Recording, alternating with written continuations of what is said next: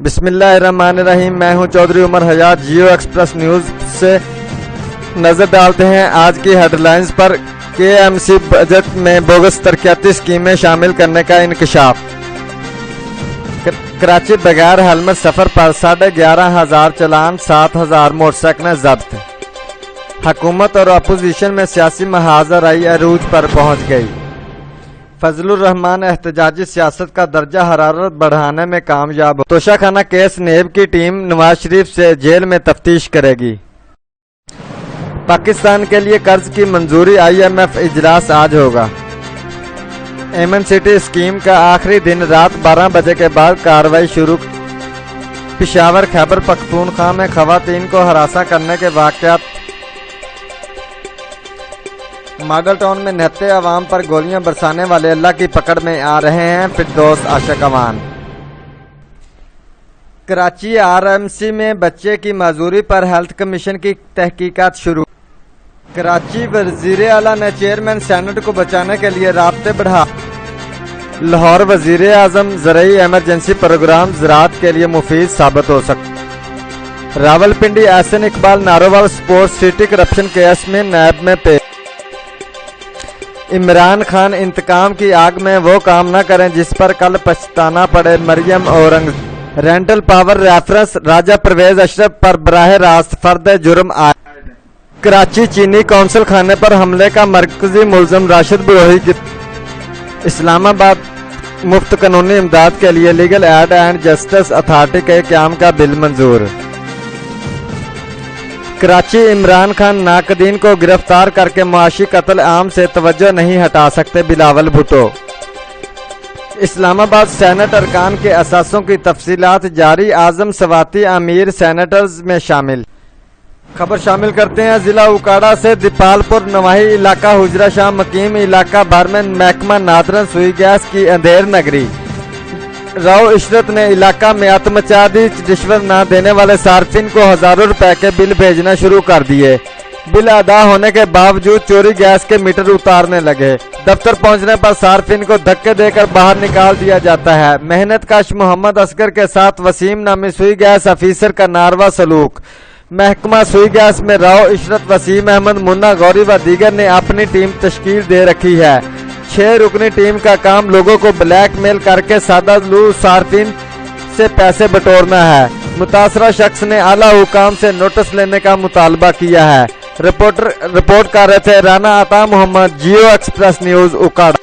مظفر گڑھ سے ایک اور خبر شامل کرتے ہیں۔ غریب مزدور خاندان کو 17,000 روپے ایڈوانس لینا مہنگا پڑ گیا۔ مزید بتاتے ہیں مجیب الرحمان شامی مظفر گڑھ سے۔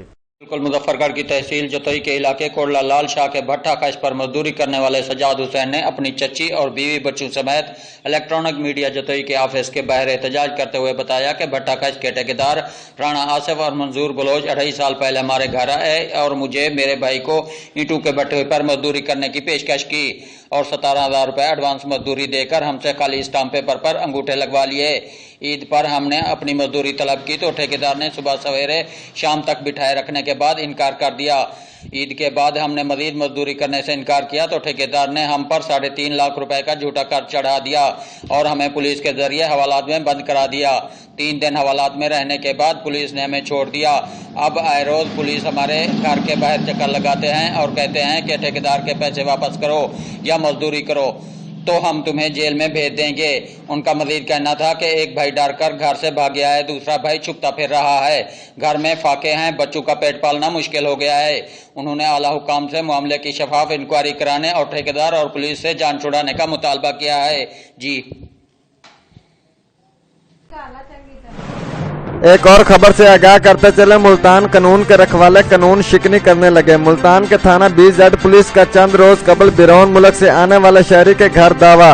ملتان کے پولیس اہلکاروں کا شہری افضل کے بچوں پر مبینہ طور پر تشدد۔ ملتان کے پولیس اہلکار بنا کسی خاتون اہلکار کے ہمارے گھر زبردستی گھسے، چادر 4 دیواری کا تقدس پامال کیا۔ متاثرہ فیملی ملتان گھر کی کئی قیمتی اشیاء اٹھا لیں، پولیس اہلکار ہمیں زد و گوب کرتے رہے۔ متاثرہ فیملی ملتان मुल्तान के SHO थाना BZ ने जाते वक्त कहा, हम गलत फहमी की बिना पर घर पर कार्रवाई की। मुतासरा लड़की के बयान। हमारे हम लोग सोए हुए थे कमरे में, तो अचानक दरवाजा भी इतनी जोर जोर से पीटा है। हम लोग बाहर गए तो पता चला अंदर 10-15 लोग थे। आधे तो यूनिफॉर्म में, बाकी ऐसे ही थे सारे, मतलब सिविल यूनिफॉर्म में। आए हम अंदर लेटे हुए थे, लेडीज थे घर में, मामा पापा तो थे नहीं। आके बदतमीजियां करने लग गए हैं, हमारे सेल छीन लिया जबरदस्ती। हमने कहा हमने कॉल करने दे, हमें कोई बात, आप किस वजह से आए हैं, ना कोई लेडीज कांस्टेबल। इतनी बदतमीजी, हम शहर में रहते, हमें भी इतना कानून पता, ना कोई बात, हमारे साथ बदतमीजी हद तक की है। जबरदस्ती हमारे घर की सारी तलाशियां ली हैं, जो जो उनके हाथ में लगा ले गए हैं। और हमारे साथ बहुत, मेरे भाई को बहुत मारा है, उसको मार मार के पूरा मोहल्ला गवाया, उसको बाहर बिठाया है। सिर्फ ये कि उसने कॉल करने की कोशिश की, उसको पकड़ के बहुत जबरदस्ती तंग किया। और उसके बाद हमारे पापा तो यहाँ रहते नहीं, वो बाहर मुल्क में रहते हैं, वो उन्हें पूरी दुनिया जानती है, वो चोर डकैत नहीं है, या हमारा, हम लोग इस तरह के नहीं है जो ये इस तरह आके हमारे साथ करे। उसके साथ बावजूद SHO BZU उनके साथ इन्होंने खुद अपना हवाला किया कि मैं यहाँ से हूँ, अब हमें इंसाफ चाहिए, हमारे साथ ज्यादती की गई है। और ये तरीका, हम शहर में रहते, हमें नहीं कानून का पता। रिपोर्ट मोहम्मद अरशद, नुमाइंदा जियो एक्सप्रेस न्यूज।